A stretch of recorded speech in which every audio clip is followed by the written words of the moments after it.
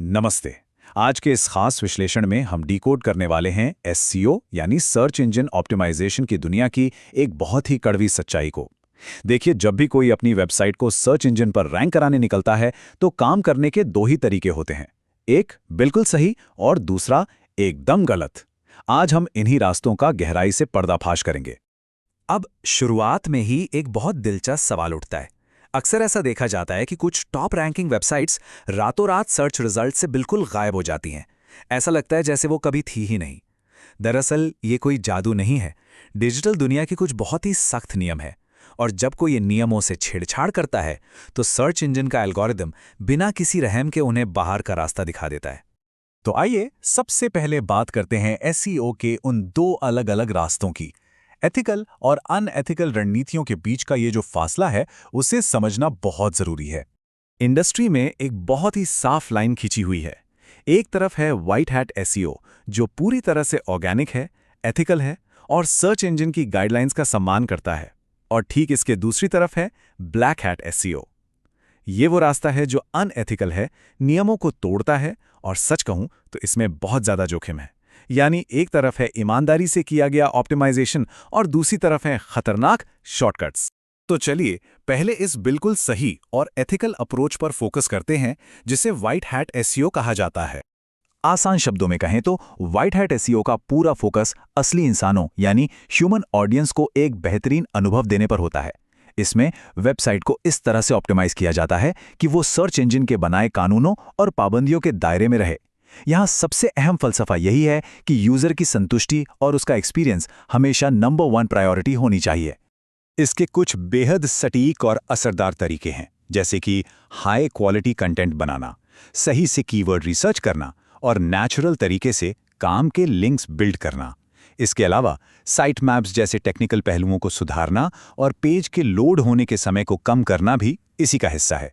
ये सारे कदम मिलकर एक ऐसी वेबसाइट बनाते हैं जो फास्ट है, रेलेवेंट है और यूजर को एक स्मूथ एक्सपीरियंस देती है। और हाँ, ये तरीका लंबे समय तक टिकने वाला और बिल्कुल सुरक्षित है। लेकिन जैसा कि हम जानते हैं, हर तस्वीर का एक डार्क साइड भी होता है। अब बात करते हैं ब्लैक हैट के उन खतरों और प्रतिबंधित रणनीतियों की जिनसे बचना बहुत जरूरी है। कड़वी सच्चाई ये है कि जब कोई भी वेबसाइट ओनर इन बैन किए गए अनएथिकल तरीकों का सहारा लेता है तो अल्टीमेट पेनल्टी के तौर पर सर्च इंजन्स उन्हें सीधा ब्लैकलिस्ट कर देते हैं। ब्लैकलिस्टिंग का मतलब है कि वो वेबसाइट एसईआरपीज यानी सर्च इंजन रिजल्ट पेजेस से पूरी तरह हटा दी जाती है। जरा सोचकर देखिए, ऑनलाइन दुनिया में रातों रात पूरी तरह से इनविजिबल हो जाना, इससे बड़ा बिजनेस लॉस और क्या हो सकता है। तो आखिर वो कौन सी कॉमन ब्लैक हैट टेक्निकें हैं जो सर्च इंजन को इतनी नागवार गुजरती हैं? आइए देखते हैं कि क्या बिल्कुल नहीं करना चाहिए। सिस्टम को चकमा देने के लिए लोग तरह तरह की तरकीबें अपनाते हैं। कीवर्ड स्टफिंग, डुप्लीकेट कंटेंट का इस्तेमाल, क्लोकिंग, वेबसाइट पर छिपे हुए टेक्स्ट और लिंक्स डालना, और बड़े पैमाने पर लिंक स्पैमिंग या लिंक फार्मिंग करना। ये सारी वो हरकतें हैं जिन्हें पकड़ने के लिए सर्च इंजन के एल्गोरिदम दिन रात शिकार पर रहते हैं। जरा इस कीवर्ड स्टफिंग के उदाहरण को ही देख लीजिए।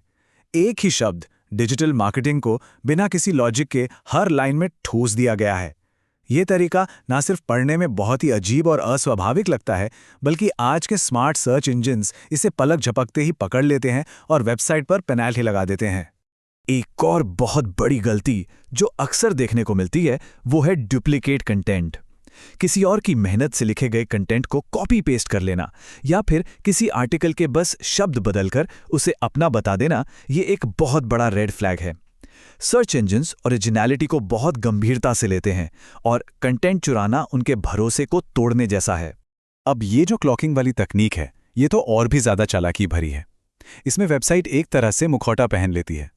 वो सर्च इंजन के ट्रॉलर्स को कुछ और दिखाती है, जैसे कि ढेर सारे कीवर्ड्स से भरा हुआ कोड, और असली इंसानों को जो पेज दिखता है वो बिल्कुल अलग होता है। सिस्टम को इस तरह धोखा देना एक बहुत बड़ा ऑफेंस माना जाता है। और ये देखिए, एक काफी पुरानी और थोड़ी हास्यास्पद तकनीक, हिडन टेक्स्ट। इसमें सफेद बैकग्राउंड पर सफेद रंग से ही कीवर्ड्स लिख दिए जाते हैं। सोचिए, इंसान की नजरों से शब्दों को छिपाने की कोशिश की जा रही है। इस बेकरारी के साथ कि एल्गोरिथम तो इसे पढ़ ही लेगा। भले ही ये पहले कभी काम करता हो, लेकिन आज की डेट में ये तुरंत स्पैम की कैटेगरी में आ जाता है। अब व्हाइट और ब्लैक हैट से थोड़ा आगे बढ़ते हैं और इंडस्ट्री के एक बहुत बड़े सीक्रेट यानी ग्रे हैट एसईओ की सच्चाई का विश्लेषण करते हैं। प्रोफेशनल दुनिया की हकीकत थोड़ी जटिल है। अक्सर क्लाइंट्स कम बजट में बहुत जल्दी रिजल्ट्स चाहते हैं और यहीं से जन्म होता है इस हाइब्रिड अप्रोच का। बहुत से लोग 95% व्हाइट हैट तरीकों का पालन करते हैं, लेकिन उसमें 5% ब्लैक हैट के रिस्की शॉर्टकट्स मिला देते हैं। इसी कॉम्बिनेशन को ग्रे हैट एसईओ कहा जाता है। लेकिन यहाँ मामला बहुत संगीन हो जाता है। सबसे बड़ा खतरा यह है कि ग्रे हैट और ब्लैक हैट के बीच की जो लकीर है उसे कंट्रोल करना या नापना लगभग नामुमकिन है। ये कैसे तय होगा कि सिर्फ 5% ही नियम तोड़ा गया है? खासकर जो लोग इंडस्ट्री में नए हैं उनके लिए इस रिस्क को मैनेज करना बहुत भारी पड़ सकता है।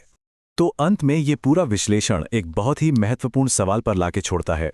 क्या तेजी से रैंकिंग पाने के लालच में वो 5% ग्रे हैट वाला रिस्क उठाना इतना जरूरी है कि इसके लिए किसी वेबसाइट को हमेशा के लिए दांव पर लगा दिया जाए? पूरी तरह से एथिकल रास्ते से हटने का ये जुआ क्या वाकई में लंबे समय के लिए फायदेमंद है? ये एक ऐसा सवाल है जिस पर डिजिटल दुनिया में कदम रखने वाले हर इंसान को गहराई से सोचने की जरूरत है।